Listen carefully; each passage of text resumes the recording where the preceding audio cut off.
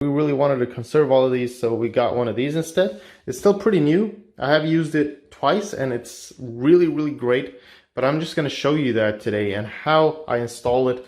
Mostly it's going to be the same for most people, but in a few cases it might not be the same thing. It depends on how your machine is set up. This one has an inlet hose from the faucet or any type of thing, and it has an outlet hose and a mains cable. So three things. Firstly, what you want to make sure is if you have one of these, that it has threading. So you need to thread the inlet hose into something, right? So either you have one of these or you have a secondary one like I have back here, where I have just threaded it in and really tightly secured it into that. It will just fit on really nicely. If you don't have one of these, I guess you can install it, or ask your landlord or whatever to install one of these. In Sweden, it's but I haven't seen a house without one of these, or a threaded one here.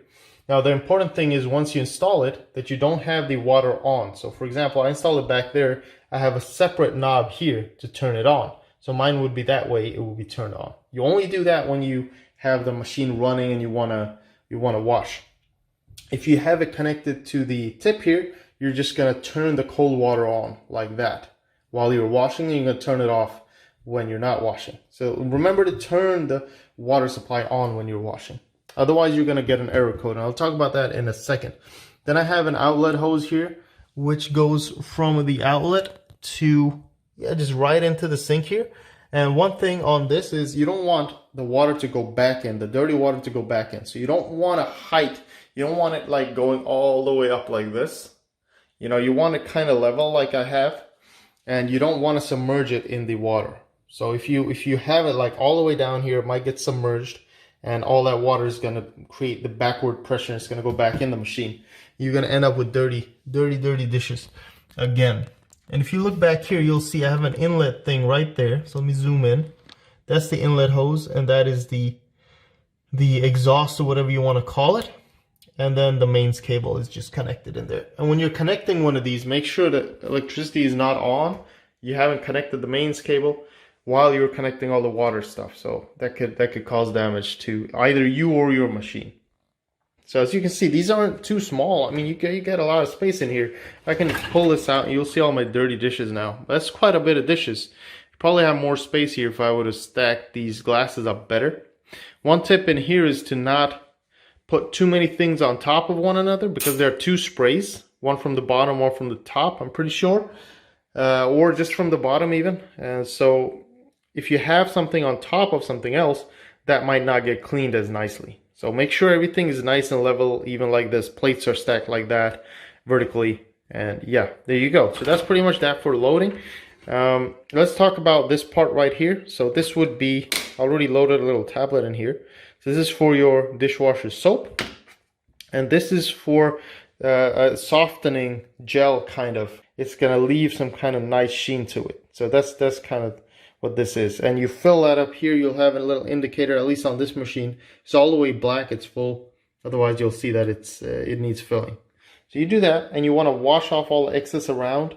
Otherwise this stuff will foam up pretty well, pretty good. So once those two are filled and you're good, there's a salt thing in here. And what you want to do is you want to put a lot of salt in. If you have the booklet for your machine, you'll say how much salt you need. So you need to fill that in and then top it off with water and close the lock. And that is because the water in Sweden, at least, is so harsh, so hard, that you need to have salt in there to soften it up. In some countries it might be okay without the salt, but it will say in your booklet. So let's turn this bad boy on. So what I'm going to do here, I have two indicators here. If these are red, it's either for that nice softening liquid or the salt. So none of those are red, that's good, we're in the clear. And then we have the programs here.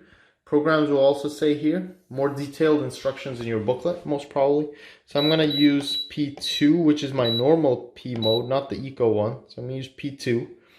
And then everything is set, it's on. But one thing, I need to turn on this. Okay, once you turn this on, your water supply is okay to the machine. And then I'm just gonna press play, and it's gonna start. So that's at least for this machine.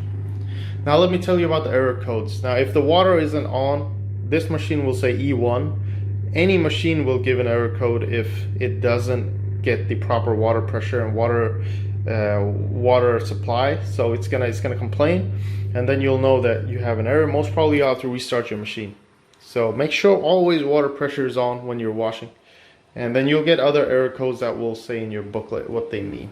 There you go, guys. So let's see in 2 hours how the dishes are. They were pretty dirty. I don't know if you saw it, but hopefully they'll be really clean at the end of this.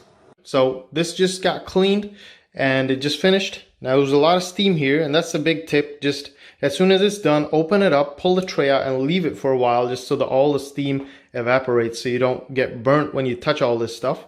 If you look, everything is really clean, and it's really soft to the touch. I wish you could feel this. I won't touch it too much, but everything's really soft. I took out a glass here, and that's because of this rinse aid. I finally figured out what it's called. I couldn't in the earlier clip, but it's called rinsing aid or rinse aid, and it really softens everything up and makes it nice. Otherwise it can get really hard to the touch, and the salt also keeps the water soft so you don't get any damages on your stuff, and everything is so clean and shiny. So if it's not too hot, you can touch it and feel it.